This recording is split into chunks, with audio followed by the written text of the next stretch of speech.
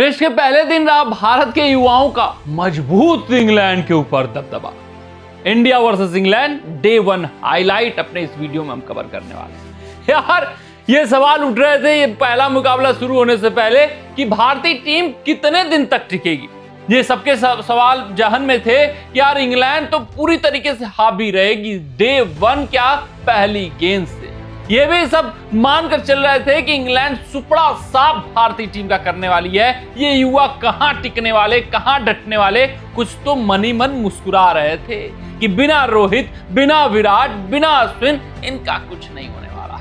लेकिन जिस तरीके से दहाड़ लगाई गई है, जिस तरीके से हुंकार फूका गया है, जिस तरीके से अपना दबदबा स्थापित किया गया है इंग्लैंड की सरजमी पर, वो काबिले तारीफ है, वो खास है, वो अद्भुत है, वो अविश्वसनीय है, वो अविस्मरणीय है, वो अकल्पनीय है। यार पहले दिन भारतीय युवाओं ने दिखाया कि वो किस इरादे से उतरे हुए हैं इस श्रृंखला में, किस इंटेंट के साथ उतरे हैं, उनका लक्ष्य क्या है और उस लक्ष्य को किस तरीके से वो हासिल करने वाले हैं। पहला दिन अगर मैं बात करूं तो सिर्फ और सिर्फ भारतीय टीम के नाम रहा। चाहे आप पहले सेशन की बात कर लो, दूसरे सेशन की बात कर लो, तीसरे सेशन की बात कर लो, हर एक सेशन में भारतीय युवाओं का जलवा देखने को मिला।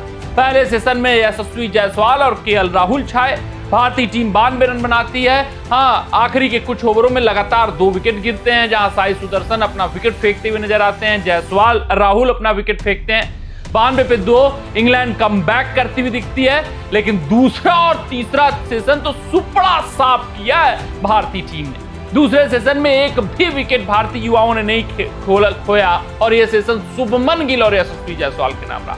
दूसरे सेशन में जहां यशस्वी जायसवाल शतक ठोकते हैं और अग्रसर की भूमिका में कौन नजर आते हैं, वो कप्तान शुभमन गिल। शुभमन गिल इंटेंट दिखाते हैं, शुभमन गिल ये बताते हैं कि भाई साहब कप्तानी का दबाव उनके ऊपर नहीं है। शुभमन गिल बढ़कर चढ़कर इंग्लैंड के गेंदबाजों के ऊपर बल्लेबाजी करते हुए नजर आते हैं और कप्तानी का दबाव जो कुछ भी थोड़ा बहुत उनके जान में रहा होगा वो शुरुआती कुछ चौकों से दूर हो गया होगा। पॉजिटिव इंटेंट के साथ शुभमन गिल बल्लेबाजी करते हैं और साथ ही साथ यशस्वी जायसवाल का जब शतक लग जाता है सोने पर सुहागा हो जाता है।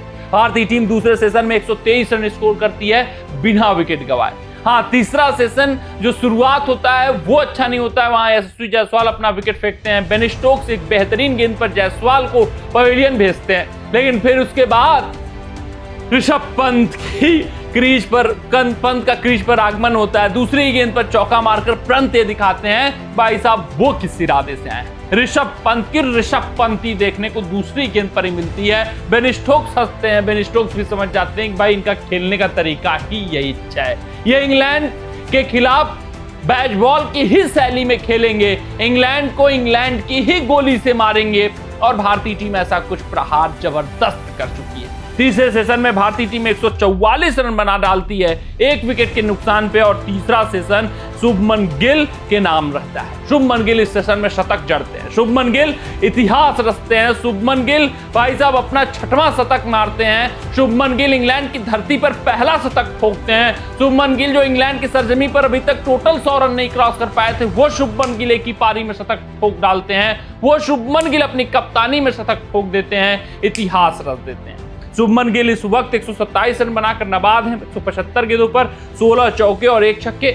बड़े इरादे के साथ उतरे हैं, इस पारी को और लंबा बनाना चाहेंगे, भारतीय टीम के टोटल को और लंबा बनाना चाहेंगे और यहां पर ये भारतीय लड़ाकों को नहीं समझना चाहिए कि ये इनफ हो गया है। 359 रन 3 विकेटों के नुकसान पे कुछ भी नहीं है। ऐसी पिच पर बल्लेबाजों की मुफीद पिच है, सपाट पिच है, ये बैट बॉल शैली के लिए पिच बनाई ही गई है, ये समझना होगा। कम से कम 700 800 जितना ये स्कोर बोर्ड पे लगा सकें उतना स्कोर बोर्ड पर लगाएं। दूसरा दिन अगर संभव हो तो खेल जाए पूरी भारतीय टीम, जितनी पारी को अपना लंबा शुभमन गिल बना सके वो भारतीय टीम के लिए अच्छा है, जितना लंबा ऋषभ पंत बना सके वो भारतीय टीम के लिए अच्छा है। हाल फिलहाल ऋषभ पंत 65 के स्कोर पर टिके हुए हैं 102 गेंदों पर 6 चौके 2 छक्के के साथ। अगर हम बात करें इस टोटल की जो भारतीय टीम ने बनाया है वो अभी तक उनके टेस्ट इतिहास में साल 2014 के बाद दूसरा हाईएस्ट टोटल है। और अगर मैं टोटल की बात करूं, अगर वो टूर करने गए हैं किसी देश में तो वहां पर 399 श्रीलंका के खिलाफ इन्होंने